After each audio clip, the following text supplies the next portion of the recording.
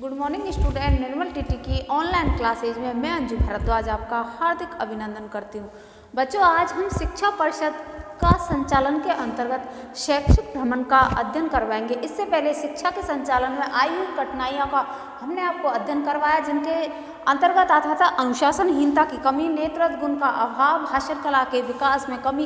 इन सारी चीज़ों का हम आपको अध्ययन करा चुके हैं। उसके बाद में शिक्षा संचालन के अंतर्गत आपको लोकतांत्रिक संगठन, लोकतांत्रिक अर्थात प्रजातांत्रिक के बारे में आपको अध्ययन करवाया, जिसमें स्तर के अनुकूल छात्रों का सहयोग, उपयुक्त नियंत्रण किस प्रकार से किया जा सकता है। उसके बाद प्रकाशन, पत्रिका प्रकाशन या विद्यालय में प्रकाशित होने वाली पत्रिकाओं का भी आपको अध्ययन करा चुके हैं कि उनको आप किन किन प्रकार से विद्यालय के अंतर्गत, छात्रों के अंतर्गत लिखने का, वाचन करने का, उस कला का किस प्रकार से आप एक प्रतिभागी के रूप में अर्थात बालक को आप किस प्रकार से इसके अंतर्गत लेखन शैली को किस प्रकार से प्रभावित करोगे, इन सब का हम आपको अध्ययन करा चुके हैं। आज हम आपको शैक्षिक अध्ययन किसके अंतर्गत, शिक्षा परिषद का संचालन के अंतर्गत शैक्षिक भ्रमण, इसका अध्ययन करवाएंगे।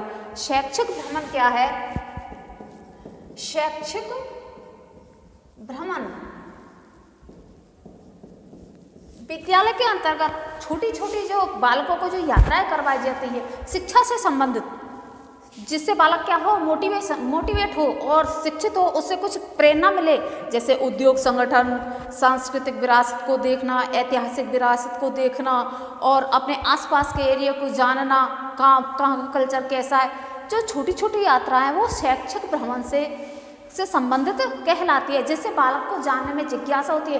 अपन कहते हैं ना कि एक तो सुना हुआ ज्ञान और देखा हुआ ज्ञान बिल्कुल क्या होता है, डिफरेंट। सुना हुआ ज्ञान 10% रहता है और प्रत्यक्ष में जो देखा हुआ ज्ञान होता है, अपन जब बच्चे क्या करते हैं, जैसे मूवी देखते हैं, टीवी देखते हैं, टीवी देखते हुए उनको वो सारी चीज़ें क्यों याद रहती है, क्योंकि वो प्रत्यक्ष में उसको देखते हैं और एकाग्रचित होकर देखा हुआ ज्ञान हमेशा क्या हो जाता है, स्थायी हो जाता है। उसी प्रकार से शैक्षिक भ्रमण के लिए ऐतिहासिक स्थल पर हम बालक को ले जाएंगे या सांस्कृतिक स्थल पर बालक को ले जाएंगे, तो उनकी जो शिक्षा से संबंधित जो भी जिज्ञासा है, जो भी प्रवृत्ति है, जो वो पाठ के अंतर्गत उन चीज़ों को देखते हैं, उन संगठनों के द्वारा, या जैसे उद्योग संगठन है, हमारा चूना उद्योग है, या हमारा चीनी का उद्योग है, या जो भी आपके आसपास के एरिया का जो चीज़ें जो हो रही हैं आपके उसके अंतर्गत, वहाँ का अगर आप अध्ययन करवाओगे तो बालक का ज्ञान क्या होगा, स्थायी होगा और उसको शिक्षा में रुचि जागृत होगी।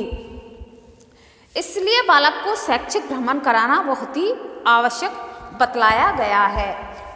पुस्तकें बालकों को अधिकांश रूप में सैद्धांतिक ज्ञान ही प्रदान करती है। पुस्तक तो बालक को एक विषयगत ज्ञान, एक सिद्धांतिक ज्ञान को ही प्रदान करती है, परंतु जो शैक्षिक भ्रमण है वो बालक के सैद्धांतिक ज्ञान के साथ साथ किंतु बालक किन्हीं चीज़ों का प्रत्यक्षीकरण करता है, तो वह उसके संबंध में वास्तविक ज्ञान प्राप्त करता है।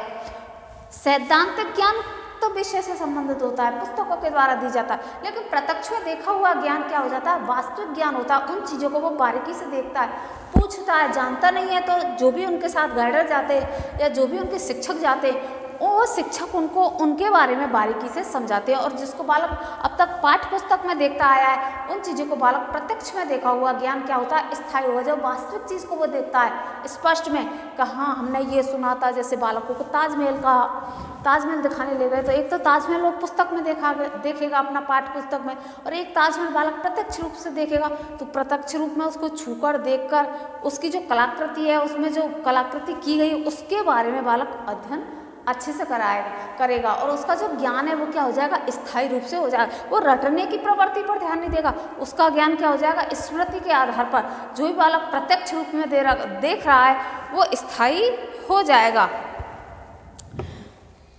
भ्रमण से किसी वस्तु को उसके वास्तविक रूप में अपनी आँखों से देखते हैं, इससे उन्हें जो ज्ञान प्राप्त होता है वह स्थायी अधिक होता है।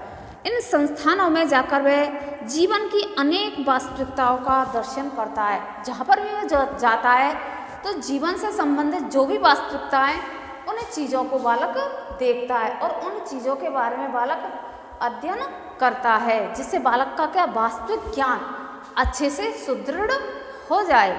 इस प्रकार ऐतिहास धार्मिक स्थानों पर धर्म कितना है तथा पाखंड एवं व्यभिचार कितना है, आदि का सही दर्शन से वे भ्रमण करते हैं। जैसे धार्मिक स्थानों पर अगर आप ले जाओगे तो वहाँ धर्म का जो स्थायी रूप है वो कहाँ तक सीमित है। क्या धर्म के रूप में जो हमारे जो पंडा पुजारी है वो लूट रहे हैं लोगों को, या पाखंड कर रहे हैं, लोगों को भ्रमित कर रहे हैं, अंधविश्वास में रख रहे हैं, उनका वो प्रत्यक्षीकरण, प्रत्यक्ष रूप से बालक उनके बारे में ज्ञान प्राप्त करता है। ऐसे ही कल कारखानों के बारे में, अगर कल कारखानों में बालक को घुमाने ले जाओगे तो मजदूर जो लोग हैं वो किस परिस्थितियों में या किन परिस्थितियों में काम करते हैं, कितनी वो मेहनत करते हैं, कितना वो कठिन परिश्रम करके जो भी आपके साथ जो प्रोडक्ट आते हैं, आपके अपने बाज़ारों में जो उपलब्ध प्रोडक्ट होते हैं, उन प्रोडक्टों को आप किस प्रकार से खरीदते हो, वो उस श्रमिक की जो वास्तविक स्थिति है उसको बालक देखता है। तो उसके बारे में बालक प्रत्यक्ष रूप से ज्ञान प्राप्त करता है। तो बालक में संवेदनशील भी हो जाएगा। बालक संवेदनहीनता नहीं होगा, जैसे कृषकों के प्रति होता है, निम्न वर्ग के लोगों के प्रति होता है, जो असहाय होते हैं उनके प्रति होता है। तो बालक की जो भावनाएँ हैं वो भी इसमें संवेदनशील हो जाएगी और सहयोग की भावना बालक में विकसित होगी। इस प्रकार ऐतिहासिक स्थलों के भ्रमण से भूली बिसरी विरासतों को याद करते हैं। उनमें देश प्रेम की भावना का विकास होता है। अपनी प्राचीन भूलों, उनके परिणामों, अच्छाइयों का उन्हें आभास मिलता है।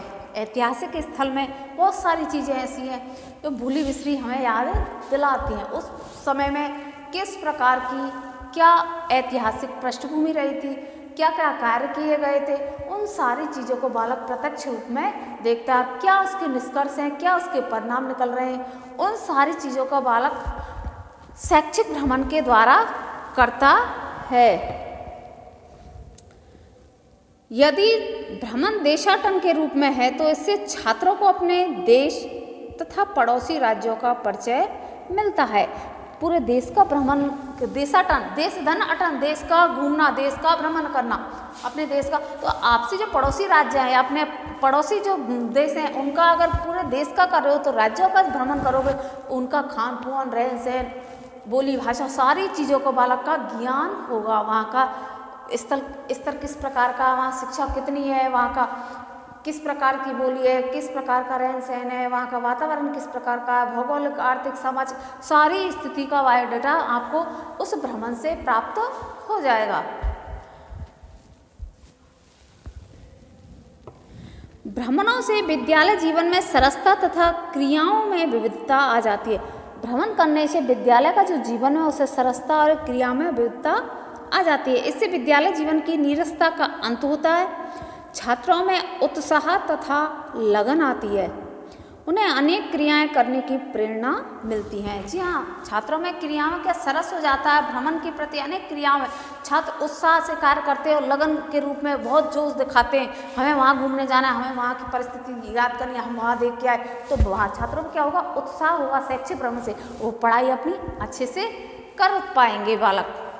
परंतु शैक्षिक भ्रमण एक अत्यंत उपयोगी व्यावहारिक ज्ञान प्रदान करने वाली पाठ्य सहगामी क्रियाएं। अब हम पाठ्य सहगामी क्रियाओं के अंतर्गत ही तो कर रहे हैं। एक तो विषयगत ज्ञान होता है, तो उनके अंतर्गत हम पाठ्य सहगामी निर्माण का जो सिद्धांत है उसके अंतर्गत ये किस प्रकार से, तो ये जो भ्रमण है वो पाठ्य सहगामी क्रियाओं का बहुत रूप से के सहयोग के रूप में बहुत ही लाभदायक सिद्ध होता है। कौन सा, शैक्षिक भ्रमण।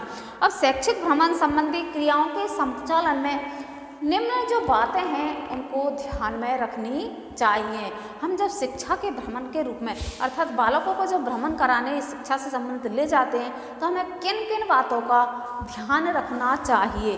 तो निम्नलिखित जो बात है वो है नंबर 1, भ्रमण से संबंधित सभी कार्यक्रमों की रूपरेखा। भ्रमण से संबंधित सभी कार्यक्रमों की रूपरेखा। भ्रमण से संबंधित सभी कार्यक्रमों की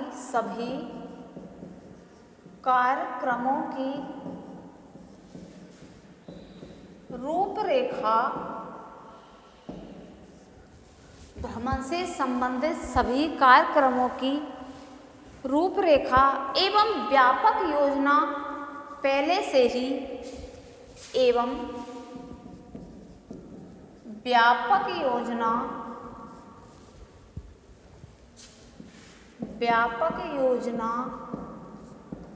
पहले से ही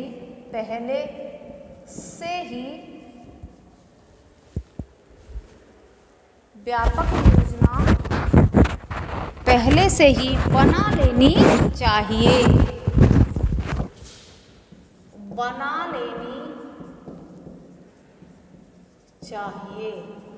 तो जो निम्न बातें जो ध्यान में रखनी है भ्रमण जाने से संबंधित, तो भ्रमण से संबंधित जो कार्यक्रम है उनकी रूपरेखा क्या पहले से ही व्यापक रूप से योजना, पहले से ही जो हम योजना बनाते उसका पहले से ही हमें रूपरेखा बना लेनी चाहिए। हमें कैसे जाना है, किधर होके जाना है, क्या करना है, बच्चों को ठहरने का स्थान, बच्चों को खाने पीने की व्यवस्था, पहले हम कहाँ होके जाएंगे, बच्चों को किस प्रकार कोई परेशानी नहीं है, उस सारी सबसे पहले ऐसे नहीं कि कल बच्चों हमें घूमने जाना है, वहाँ उस ऐतिहासिक स्थल को देखने जाना है, बिना रूपरेखा अगर तो योजना क्या होगी, असफल होगी और उसमें कोई सफलता हासिल नहीं होगी। पर रूपरेखा बनाकर आप जाओगे उस कार्यक्रम की तो आप जिस कार्य के लिए जा रहे हो वो जरूर ही सफल होगा। अगली जो पॉइंट है अगला वो है भ्रमण पर जाने वाले छात्रों के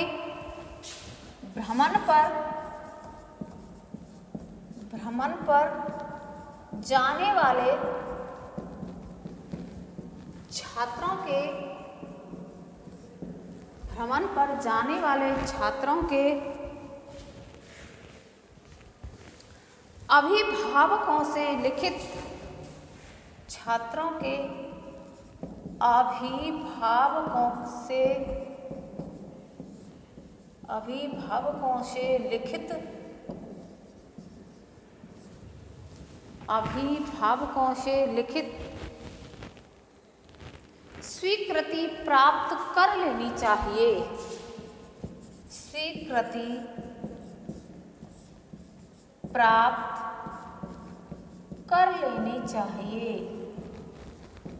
अगर आप बच्चों को भ्रमण पर ले जा रहे हो तो आपका दायित्व बनता है शिक्षक का कि जो भी उनके गार्जियंस हैं, माता पिता हैं, उनसे पहले आप स्वीकृति लें कि क्या हम आपके बच्चों को शिक्षा से संबंधित वहाँ शैक्षिक भ्रमण के लिए ले जा रहे हैं, क्या हम ले जा सकते हैं। तो ये जरूरी है। अगर आप बिना पूछे बालक को शिक्षक भ्रमण के लिए ले गए, शैक्षिक भ्रमण के लिए ले गए, हो सकता है कोई ऐसी अनहोनी घटना हो जाए जिससे क्या अभिभावक माता पिता आपके ऊपर ब्लेम लगाए कि आपने हमसे पूछा क्या, हमारे बच्चे को हम भेजें ना भेजें। तो आपको जब शैक्षिक भ्रमण के लिए जाना है तो सबसे पहले उनके माता पिता से परमिशन लेकर ही जाना चाहिए। अगला जो पॉइंट है वो है आवश्यक अधिकारियों की पूर्व स्वीकृति प्राप्त कर लेना आवश्यक है। आवश्यक अधिकारियों की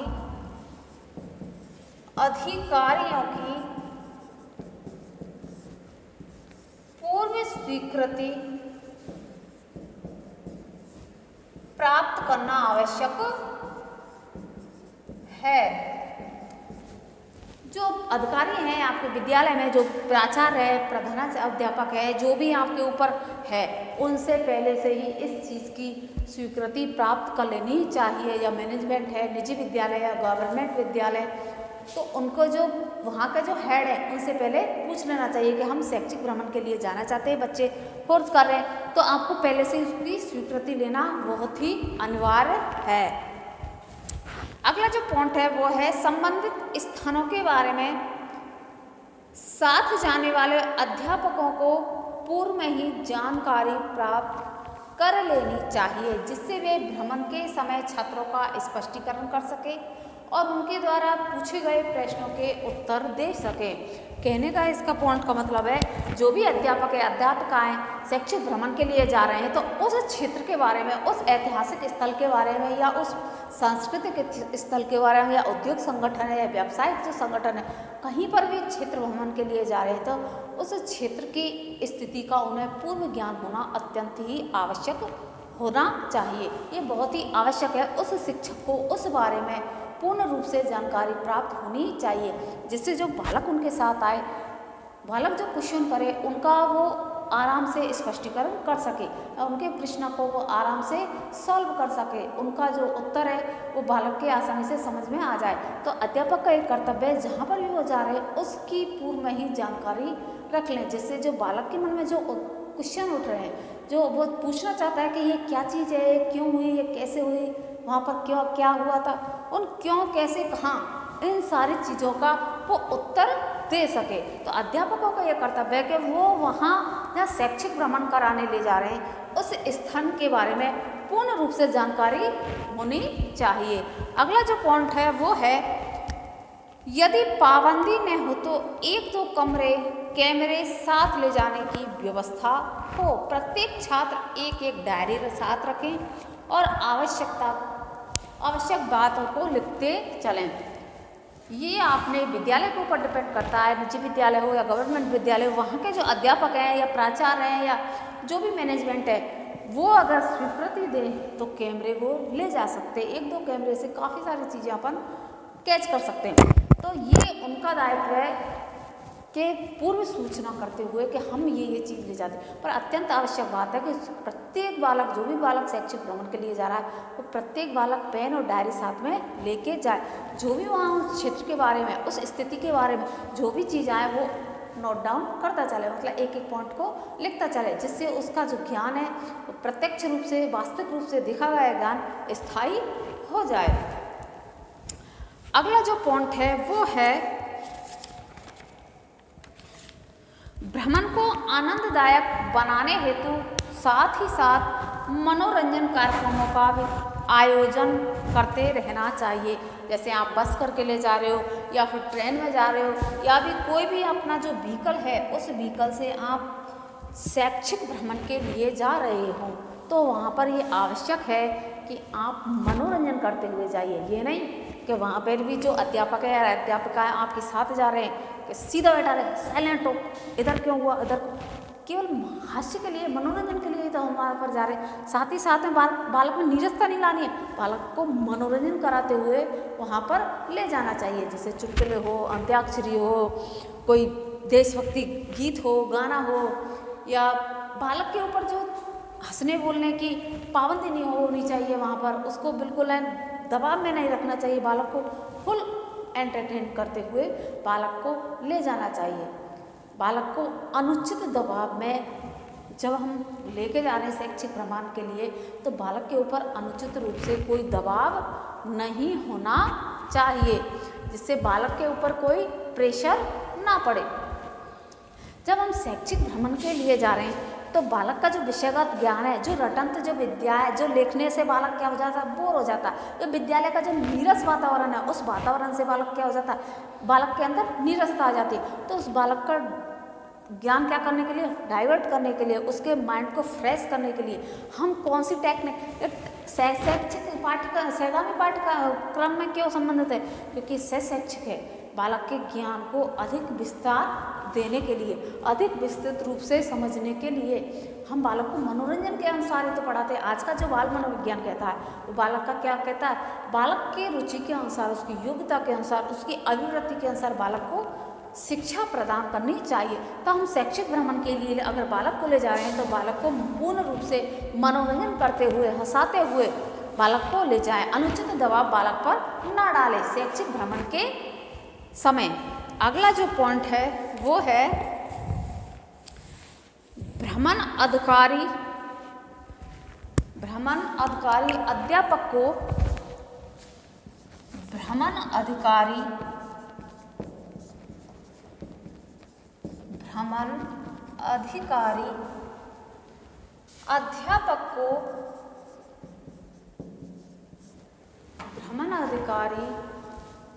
अध्यापक को कुछ आवश्यक सामग्री साथ ले जानी चाहिए। भ्रमण अधिकारी अध्यापक को कुछ आवश्यक सामग्री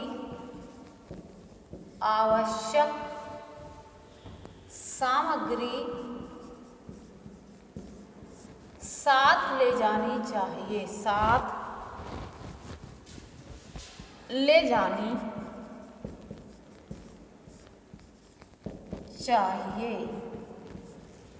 भ्रमण अधिकारी अध्यापक को कुछ आवश्यक सामग्री साथ ले जानी चाहिए, जैसे प्राथमिक चिकित्सा के लिए औषधियाँ, एक दरी, चाय इत्यादि।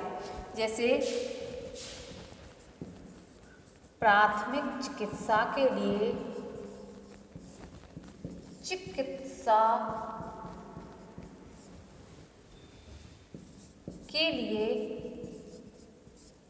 औषधि,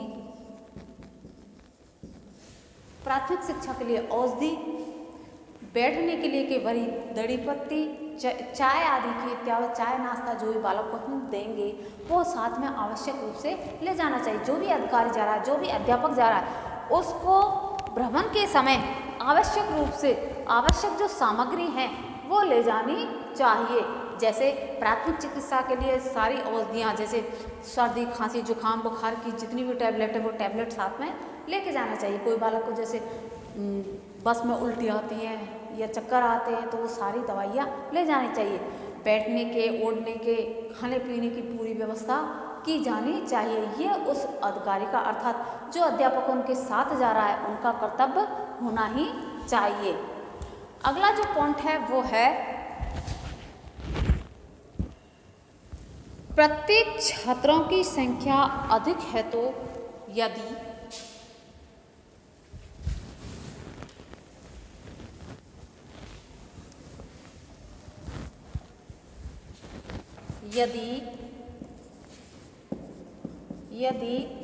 छात्रों की संख्या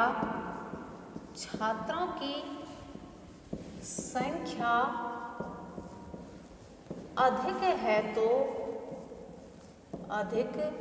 है तो यदि छात्रों की संख्या अधिक है तो छात्रों को छोटी छोटी टोलियों में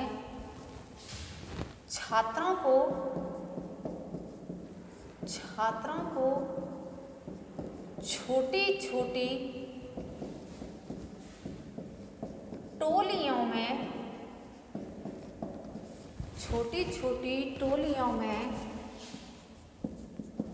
विभाजित करते हुए छोटी छोटी टोलियों में विभक्त कर दें और प्रत्येक टोलियों में विभक्त कर दें और प्रत्येक टोली का एक नायक नियुक्त किया जाए। प्रत्येक टोली का एक नायक नियुक्त किया जाए, किंतु कोई भी टोली प्रमुख अध्यापक किंतु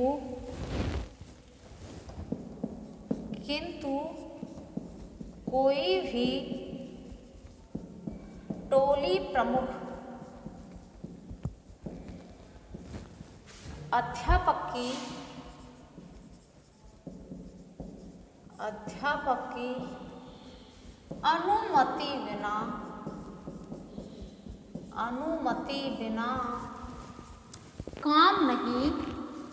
अनुमति बिना कहीं नहीं जाएगी। कोई भी टोली अनुमति बिना कहीं नहीं जाएगी। ये पॉइंट कह रहा है कि यदि छात्रों की संख्या अधिक है तो छात्रों को छोटी छोटी टोलियों में, छात्र अगर आपके 100 हैं, 150 हैं या फिर सीमित संख्या में, तब तो आप एक ही अध्यापक, जो भी 1, 2, 4 जो अध्यापक जा रहे हैं वो आराम से उनका संभाल सकते हैं उन बच्चों को। पर छात्रों की अधिक संख्या है, 100, 150, 200, 300, तो उन बालकों के लिए छोटी छोटी टोलियों में विभक्त कर दिए। 10 बालक इधर विभक्त कर दिए, 10 बालक इस टोली में, 10 बालक या 20 बालक उसमें, 20 बालक उसमें, या 15 बालक इस टोली में, 15, और उन प्रत्येक जो टोली है उस टोली का एक नायक नियुक्त कर दिया जाए। अर्थात एक हेड, एक प्रमुख जो जिम्मेदार बालक होता है उसको नियुक्त करना कि आपके ऊपर ये जिम्मेदारी है, आप इन बच्चों का अनुशासनहीनता नहीं करेंगे, कोई भी गलत कार्य नहीं करेंगे, ऐसा कोई कार्य नहीं करेंगे जिससे हमें कुछ सुनना पड़े। जहाँ पर आप जा रहे हो वहाँ आपको कोई रोका टोका जाए या आपके ऊपर प्रतिबंध, अनावश्यक रूप से कोई प्रतिबंध लगाए। तो नायक ऐसा होना चाहिए जो नेतृत्व करता हो और उसमें वो अनुशासन, स्वयं अनुशासित हो और बालकों को भी अनुशासन कर सके। तो किंतु कोई भी टोली का जो प्रमुख होता है वो अध्यापक की बिना अनुमति के कहीं भी नहीं जा सकते। यानी कि आपको नायक बना दिया गया या कि आपको मेन मुख्य कर्ता बना दिया गया तो सारे जो बालक हैं आपकी अनुमति के अनुसार ही कार्य करेंगे। वो तब करते हैं जब जैसे एक अध्यापक है, उन्होंने कह दिया आप सबको ये कार्य करवाने, तो बिना अनुमति के कोई भी कार्य नहीं कर सकता। अर्थात नायक को केवल इतना दायित्व दिया जाता है कि आपको जिस टोली का नायक बनाया गया है उस टोली को आप किस तरीके से अनुशासन में रख सकते हो, आपकी जो टोली के जो बालक हैं वो किस प्रकार से अनुशासित रहें। तो ये अध्यापक का कर्तव्य है, जो भी अध्यापक जाता है उनका कर्तव्य है कि आप किस प्रकार से बच्चों को संभालें। अर्थात शैक्षिक भ्रमण में किस प्रकार से आप बच्चों को शिक्षा से संबंधित कार्य करने के लिए आवश्यक रूप से बतलाएं। अगला जो पॉइंट है वो है संबंधित स्थानों के बारे में अध्यापकों को, जहाँ पर भी आप जा रहे हो, ये आपको टोली संख्या बता, पर जहाँ पर आप जा रहे हो उन स्थानों के बारे में आपको पूर्व में, जैसे नायक को आपने नियुक्त कर दिया, नायक को टोली में विभक्त कर दिया, तो टोली में विभक्त कर देने से उन जो नेतृत्व युक्त बालक हैं उन बालकों को आप पहले से, जहाँ आप विद्यालय से आप जा रहे हो तो वहाँ विद्यालय से आप उनको पहले से विभक्त कर दें और बालक को, जिससे बालक जहाँ भी जाए वो अनुशासनहीनता ना करे और स्वयं अनुशासित रहें। बालक को, प्रत्येक बालक को आप एक ऐसे स्थान को चुनिए जिस स्थान से सारे बालक इकट्ठे करके उन बालक को आप इंटरेक्शन अर्थात परामर्श दे सकें कि हम जिस स्थान पर आए उस स्थान पर अपना एक परिचय दें, अपने एक विद्यालय का नाम बताएं कि हम उस स्थान के बालक हैं और जो सामने वाले, जहाँ पर भी हम ऐतिहासिक सांस्कृतिक जिस क्षेत्र को घूमने जा रहे हैं उस क्षेत्र के लोग हमारे बारे में प्रशंसा करें कि उस विद्यालय के बालक या उस स्थान के बालक या वहाँ के बालक ऐसे आए थे, वहाँ उनका क्षेत्र, विद्यालय का जो स्तर है और वो बालक कितने आदर्श हैं, उन बालकों में कितनी शालीनता रूप से वो बालक यहाँ आए। ये सारी चीज़ें आपको शैक्षिक भ्रमण के संबंधित बतलानी चाहिए। और जो व्यावहारिक रूप से जो बातें हैं जो मैंने आपको बतलाई कि अभिभावकों की परमिशन लेनी चाहिए, पहले से ही रूपरेखा बना लेनी चाहिए। अगर आप रूपरेखा नहीं बनाओगे तो आपका जो कार्य योजना है वो सफल नहीं हो सकती। इससे संबंधित रूपरेखा बना करके अभिभावकों की परमिशन और परमिशन से संबंधित जो भी आपको आवश्यक जो सामग्री है वो अध्यापक की जिम्मेदारी के साथ साथ आपको बालकों को भी सौंपनी चाहिए कि आपके खाने पीने का कुछ थोड़ा बहुत व्यवस्था करनी है, आपको घर से लेके आना है, या फिर आपके कपड़े, सर्दियों का मौसम है तो गर्म कपड़े ले पहन के आने हैं आपको, इस तरह से आने हैं। प्रत्येक जो बालक है उसके अभिभावकों की परमिशन है। अगर आप अस्वस्थ हैं तो आप ज़बरदस्ती ना करें, शैक्षिक भ्रमण के लिए ना जाएं। तो ये छोटी छोटी बातें हैं, ये आपको रूपरेखा बनाते हुए बालकों को पहले से ही परामर्श के रूप में देनी चाहिए। जिस शैक्षिक भ्रमण के लिए आप जा रहे हो वहाँ पर बालक को ये सारी चीज़ें आपको पूर्व में ही बता देनी चाहिए, जिससे बालक जिस अध्ययन के रूप में, जिस अध्ययन को करने के लिए जा रहा वो बड़े ही उत्साह और लगन के साथ उस कार्य को कर सके। तो शैक्षिक भ्रमण से बालकों में सामाजिक, धार्मिक एवं सांस्कृतिक जो हमारे क्षेत्र है उसके सामाजिक, धार्मिक और सांस्कृतिक जो स्थिति है उसके बारे में, सांस्कृतिक जो धरोहर है उसके बारे में अध्ययन कर सके। हमारे देश में किस प्रकार के सामाजिक वातावरण है, भिन्न भिन्न राज्यों में भिन्न भिन्न तरीक़ा के लोग रहते हैं, उनका खान पान, रहन सहन किस स्थिति के अनुसार है। भौगोलिक परिस्थिति राजस्थान की अलग है तो महाराष्ट्र की बिल्कुल अलग है। और इधर हमारे राजस्थान में हमारे यहाँ पर गर्मी ज़्यादा पड़ती है तो उधर के राज्यों में क्या होती है, सर्दी ज़्यादा पड़ती है। तो जो जैसे सागरीय जो इलाके हैं वहाँ का बिल्कुल मौसम अलग है, हमारे यहाँ का मौसम बिल्कुल ही अलग है। तो इन सारे क्षेत्रों, चीज़ों के बारे में आपको बालकों को पहले से ही अवगत करा देना चाहिए। तो आज हमने आपको शैक्षिक भ्रमण किसके अंतर्गत, शिक्षा परिषद के संचालन के अंतर्गत शैक्षिक भ्रमण का अध्ययन करवाया। जो निम्नलिखित जो बातें थी, ध्यान योग्य जो बातें थी, उनका अध्ययन करवाया कि हमें शिक्षा के क्षेत्र में जाने से पहले, हमें शैक्षिक भ्रमण से पहले किन किन बातों को ध्यान रखना चाहिए और शैक्षिक भ्रमण हमारे लिए किस प्रकार से लाभदायक सिद्ध होता है बालक के स्थायी ज्ञान को, अर्थात बालक प्रत्यक्षीकरण के द्वारा वास्तविक ज्ञान को प्राप्त कर सकते। तो आशा करती हूँ आपको आज का जो टॉपिक है पसंद आया होगा, समझ में आया होगा। तब तक के लिए धन्यवाद।